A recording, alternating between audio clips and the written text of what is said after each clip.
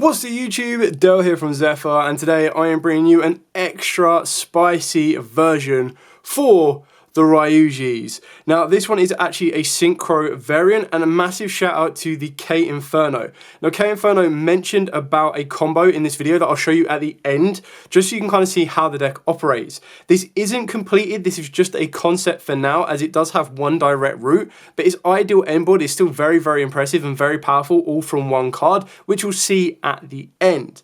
So I've kind of put this build together using the kind of combo route and options that K Inferno mentioned, and thought it'd be a good thing to show you guys, because maybe you can provide me with some feedback to find different things that you can add to this build in order to allow you to adapt it, make it better, and make it more consistent. So with all of that out of the way, please smash that like button, hit that notification bell, and subscribe so you don't miss out on any more upcoming content. Diving headfirst into the profile, we're going to be starting off with the Ryu-Ges, and we're starting off with, of course, triple Sosai Mastava. Now, obviously, this is your ideal Ryu-Ge monster, because this is the one that also can get searched off of the back of the Rising, and the idea is you want to be able to get to these as quickly as you possibly can, as this is what's going to facilitate 3 level 10 monsters on the board, whether you want to go down to 1 Synchro and 1 rank 10, whether you want to be going down to 3 Synchro level 12s, whether you want to go down to 2 Synchro level 12s and 1 Synchro level 10, you have that option to do so. It is very powerful, really kind of cool, and it all stems off of the one card being either Rising or the Misfar. Then for the rest of the Ryu-Ges, we play 2 Kaiva, 2 Hakva, and 1 of the Enver. Now the reason we're only playing 1 Enver in this particular version is for the pure fact that we're actually relying on other Sea Serpents in this deck, or mainly one Sea Serpent in the form of the Deep Sea Diva. So when you're searching out a Sea Serpent from the deck, you don't want to be searching out the Enver, you want to search out the Deep Sea, and then the idea is that when you're using the effect to summon from deck, grave, and banishment, you're going to be summoning the Enver from the deck, and then being able to build your board from that point on. Then, of course, we are playing 2 of the War Zone. You do have the ability that once the first one gets stopped or destroyed, you can have a second one in rotation, or if you do replace the first one, you have a second one in rotation so that you can conduct another route to a Synchro level 12s again during the next turn, or you just go into your rank 10 plays if you need to, or you just leave the monsters on the board as boss monsters, as they are all 3k each. Then for the last of the Ryu-Ge cards, after considering a terraforming, we are playing the 1 Dino Domain and the 1 Worm Winds. Now we're still not playing or really focusing on the Sea Serpent one, and the reason for that is purely the Sea Spirals. Yes, of course, it gives all of your Ryu-Ges an additional effect to bounce cards, but the fact of the matter is, it's not really...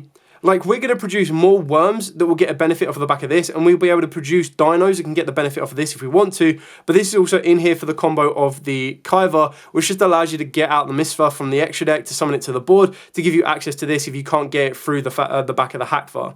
So it gives you loads of different options. You can cut them down, you can add the Spires in if you want to. I just really want us to get a level 10 Synchro Sea Serpent, so I can get a bit more advantage off of the back of the Sea Spires, but it's still a card you can use if you want to.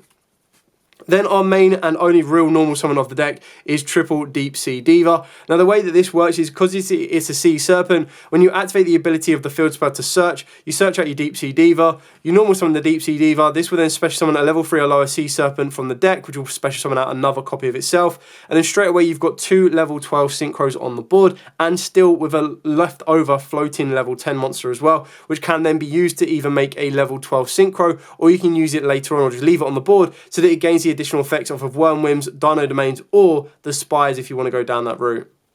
The other engine that we are playing in this deck, and I've only got it at its base minimum right now, and this is probably a route you might want to adapt, but what you need to remember is when you use the field spell, you're locking yourself into Sea Serpents, Worms, Dinos, and Dragons. So it does kind of limit the type of cards that you can special summon from that point on, so it's something you need to keep in mind. So the small engine we are playing is the 1 Primera, the 1 Gargoyle, and the 1 Stand-Up Centurion as a mini Centurion engine, and that's for the pure fact that you're going to go into the Auxilia, and then Auxilia is allowing you to search out the field spell. The field spell can then put Gargoyle into the Spell and Trap Zone if you want to summon it for a Synchro level 10, or of course you'll put the Prima into the Spell and Trap Zone to give you protection for the Auxilia, and then a follow-up for the next turn, because you won't be able to special summon this once you lock yourself into Dinos, Dragons, and Sea Serpents off at the back of the War Zone, because the War Zone specifically only allows you to special summon for the rest of the turn after you use this effect. So it's very important that it's special summon for the rest of the turn, not special summon from the extra deck, otherwise you'd be in dreamland. Then the other cards we are adding into this as another spicy inclusion is 2 Ice Barrier lock cards in the form of the Warlock and the General Ryu-Ge. Now you don't have to play these at all, it's just one of them cool options. If you decide to go for a Synchro level 10, the Synchro level 10s that you can consider will be something like a Chen Ying to give you the ability that when a card is banished you get banish and banish, or you get the attack stat change if you need to. Another option you can go for is Lancer, as this is obviously a worm and this is a dragon, so you don't really feel fall foul to any of the locks, and this requires a water tuner, which is exactly what Deep Sea Diva is going to be. So Gargoyle plus the Deep Sea Diva gets you into Lancia, and then off the back of the Lancia you can set yourself up with a technical anti-spell fragrance in the form of the Warlock, and then technical way of making your opponent discard a card every time they activate an effect, otherwise the effect is negated with the Ryu-Ge. So it gives you a couple of different options. You don't have to play them, you can cut them out completely if you want to. The Ice Barrier engine is just something a little bit different, but that's when you could increase maybe a fallback engine in this deck a little bit more if you needed to, but that's when you're going to want to be looking more at worms, dragons, dinos, or even sea serpents. And then the last of the actual tech cards before we start going into the hand traps is, of course, one Synchro Rumble. Now, you're actually going to be able to search this off of the back of your Crimson Dragon, which will allow you to revive a Deep Sea Diva, which gives you access to your third Synchro summon of the play. Then for the hand traps, you have pretty much free flexibility of playing 15 hand traps if you want to. So I've gone with triple Infinite Impermanence, triple Ash Blossom, double Droll, double Veiler, and because I'm playing this range of hand traps and you want to make sure that you can protect your ability to get to your field spell as much as you possibly can, I'm also playing triple Crossout Designator to deal with Ash and Droll, and then following that up with a Call by the Grave and an Instant Fusion, because the Instant Fusion will actually lead you into a Millenniumized Restrict, which basically acts as another form of Call by the Grave. So I'm just trying to cover all bases where at all possible, because once you start to resolve those things, the only thing you're really going to start worrying on is an Imperm on the Deep Sea Diva, and that's kind of where you'd then focus on your different strategies. But once you get the first Deep Sea Diva to the board, you're still going to be able to then start accessing your Centurion plays and moving on from there. The last card we're playing is the one Pot of Prosperity. It is a 41 card deck, so technically you could cut this out. I'm trying to find one other card that I would want to cut down to 1, just so I can have a baseline of 40, as you're trying to get access to your Rui in this particular play is so important, for the pure fact that it does rely on that exact same combo that I'll show you at the end of the video, just to kind of get you everything ticking. Otherwise, you're going to be falling back on your hand traps. Like, if the field spell does get stopped or your access to your Ryu-Ges do get stopped, it is going to be very, very tricky, which is why I'm only considering this deck as a concept right now. You could probably take it to locals and have a bit of fun of it, but it is very, very direct. It does need to get a specific one-card combo in order to get everything going. Keeping in mind you have technically like 7 cards to get you to that one-card combo. So, yeah, it can be a little bit restrictive, but it's just a concept to show you. Moving on to the extra deck, of course, we've got the one Millenniumized Restrict off of the back of Instant Fusion to give you a bit more protection. We've got the one Ryu-Ge, which is the only rank 10 that we are playing. The idea is you're going to activate this first, so even though it's a spellcaster, you don't really mind, because it's for the rest of the turn after you activate the War Zone is when you're going to be locked. Ryu-Ge is obviously the rank 10 protector that you can use afterwards, and the reason you'd make this, or the reason you'd make this early doors, is that if you want to protect your Deep Sea Diva because you've already hard opened it, you can just go down the one card Mistvar route, which will set you up with a Ryu-Ge and still possibly leave you with a level 10 on the board. So you can just go normal summon Deep Sea Diva, special summon out the other Deep Sea Diva, synchro the first 2 into an Auxilia. Auxilia will then hit you Gargoyle, and then you put Gargoyle on the board, and then basically what you'll end your board with is a synchro level 10, the Auxilia, and you'll also have the Ryu-Ge all from one card as well, or technically 2 when you've opened up the Deep Sea Diva. For the Synchro level 10s, you've got your one Chen Ying, the one Lancia, as I've already previously mentioned, and the other level 10 that we are playing is the Ruddy Rose, because all of these are dragons, and this one's a worm, so it doesn't care about the lock that you put yourself under, and I quite like the idea of the Ruddy Rose being able to deal with the graveyards, so it does banish all cards from the graveyard, and then if this was Synchro summoned using Black Rose, you get an additional effect, but the idea is it just clears out your opponent's graveyard, so no recycling, and if your opponent's already gone through all of their Malice effects, you can banish all of those as well. It is very subjective, it's up to you if you want to play this or not. You can take it out. Another option you might want to consider is a Garura, which I'll talk about a little bit later on when you see some of the other cards in the extra deck. So for our level 12 Synchros, the one you're going to want to go to first will be your Auxilia. Your second one you're going to want to go to will be your Crimson Dragon. And then off of the bracket of the Crimson Dragon, your options are pretty much endless, because you can go into a Stardust Cypher Divine Dragon, a Cosmic Blazer Dragon, or of course a Red Supernova Dragon, as all of these are dragons, and so is the Auxilia. Another one that's going to come off the back of, once I move these out of the way, the Ice Barrier. The only one that we're playing right now is the Trishula Zero Dragon of the Ice Barrier. You can play the original Trish if you've wanted to as well. But the idea is just if this gets destroyed or leaves via an opponent's card effect, you get to bring this guy out and you're just going to be able to get that banish effect off. So it really is up to you. It's also a dragon, and the one best thing about this is when we get the new Blue Eyes structure deck, you can actually put the Blue Eyes monster into this deck, because then Crimson Dragon can cheat that out as well, which is really kind of cool. And the last 4 cards we are playing is targets to be able to be sent from the extra deck with Ultimate Slayer, because that would be a card that I think you could very easily play in your side deck. You could also consider Super Poly for the deck as well, and that would give you another way of being able to break boards, build boards, and then you can adapt the extra deck a little bit more to include stuff like SP Little Knights, because what you're going to want to be doing is you're going to want to summon whatever you want prior to activating the field zone, and that's when you're going to try and bait out your opponent's hand traps. So you could consider stuff like Triple Tactics Talents, you could even consider stuff like Drag Down to the Grave if you really, really wanted to, and you were massively worried, but I'm quite happy with Triple Crossout Designator, Called by the Grave, and an Instant Fusion. So the last 4 targets we've got is the link target of the Ferrogy to draw and put 1 back. We've also got the pack bit to discard and push 1 monster into the spell and trap zone. We've then got Elder Entity Ints to pop a card, and then of course we've got the Agitator to negate. So you're covering links, fusions, synchros, and XYZs with your Ultimate Slayer plays, so it does kind of give you a little bit more to work with, and it does give you a little bit more to kind of play around with. But you have these 4 extra slots to play and shuffle around, and they're very easy targets to be banished off of the back of Pot of Prosperity, should you need to as well, when you're activating and resolving that, so you never really have a headache of what to banish. So now what I'm going to do is I'm going to show you the 1-card combo. So the 1-card combo will start off the back of Ryu-Ge Rising or the Misva. These are the ideal cards you want to get your access to. So Rising is just going to give you that little extra step, and because it is during the quick play, you can use it during the draw phase as well. I'll zoom out so you can see more of the board. So the idea is you're going to activate Rising. Whatever you've done, you're going to be able to get access to your Misva. You're then going to scale up your Misva, and then off of the back of that, you're going to use the effect to destroy itself in order to grab you the field spell, being the War Zone. You'll then activate the War Zone, and then you're going to use this effect to add a Sea Serpent. You're going to send a Dino, and so you're going to banish the Dino, and you're going to send the Hackfire, which will be the Worm, and then of course you're going to search out the Sea Serpent, which will be your Deep Sea Diva. You will then use the second effect of the War Zone to summon back the Kaiva from the Banish Zone, the Hackfart from the grave, and then you're going to summon out your Sea Serpent from the deck, being your Enver. So at this point here, you've got 3 level 10s on the board. If you were going to be going second, these are just 3 aggressive boss monsters, all at 3k each. You've got your Misfart in the extra deck, so if you wanted to, you can just go down the 1-card Ryu-Ge combo, which basically means instead of adding this, you add a Dino and you start destroying stuff and then summoning this out or making rank 10s. So you've got loads of different options here. Like straight away, there's your Varudras if you're worried about Nibiru.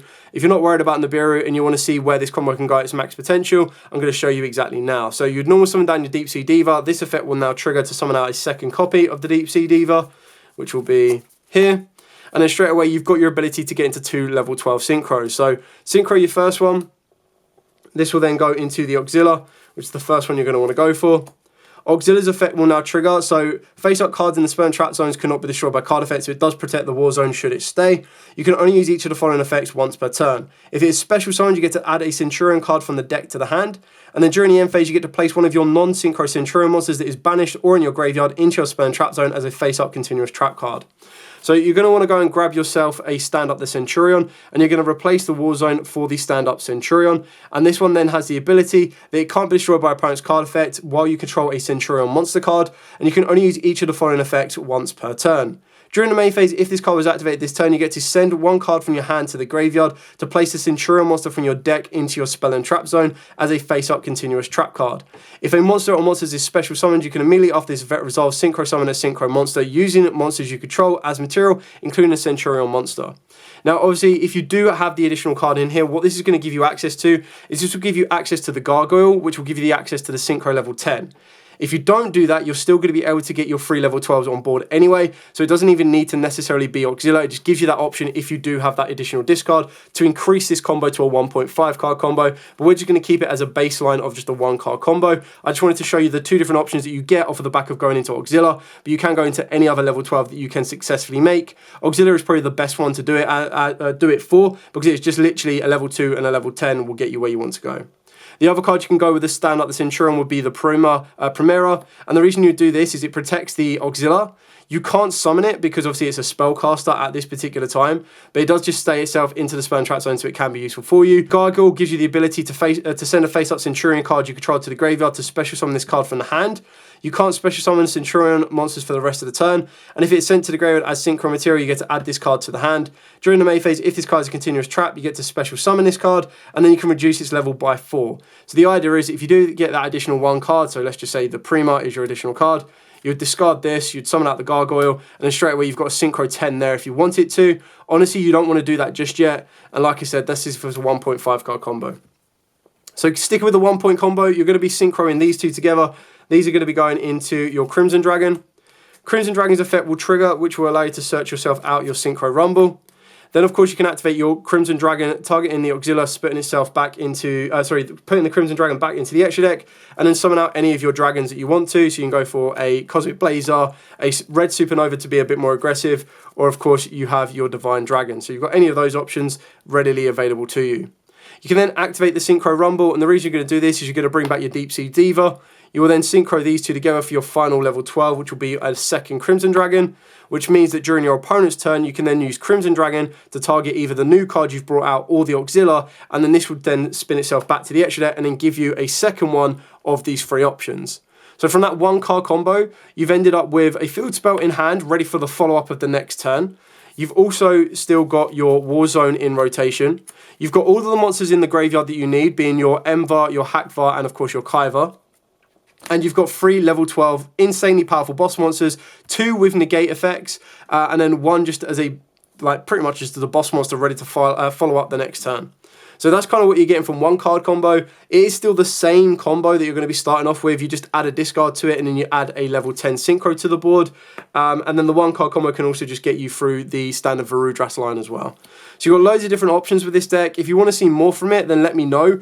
I still have a couple of concepts to kind of iron out a little bit. It's got the space for the hand traps. The issue with this deck is it doesn't have the variety that it probably needs to. Like, your normal summon is only really ever going to be Diva. Yes, of course, it can be Prima if you wanted to, and that might confuse your opponents, but you're not going to choose to go Prima over anything else because it can't really synchro into anything because we don't have synchro 14s.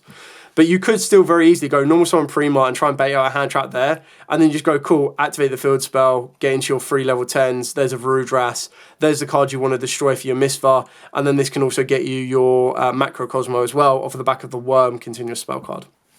So that's pretty much it for the entire profile. If you do have any questions at all, by all means, let me know in the comments down below. I'll be more than happy to answer them for you, where at all I possibly can. Massive shout out to K Inferno for the kind of idea behind the combo on this one. The combo is 100% theirs. The deck build is a bit of mine, utilising the cards that they mentioned. And I was like, okay, cool. What kind of cards can I then flesh the deck out with in order to make it function and kind of work with its consistency? And this was the type of build that I came up with. Anyway, for now, thank you so much for watching. Like, comment, subscribe, share. Till next time, as absolutely always, stay safe and, of course, happy dueling.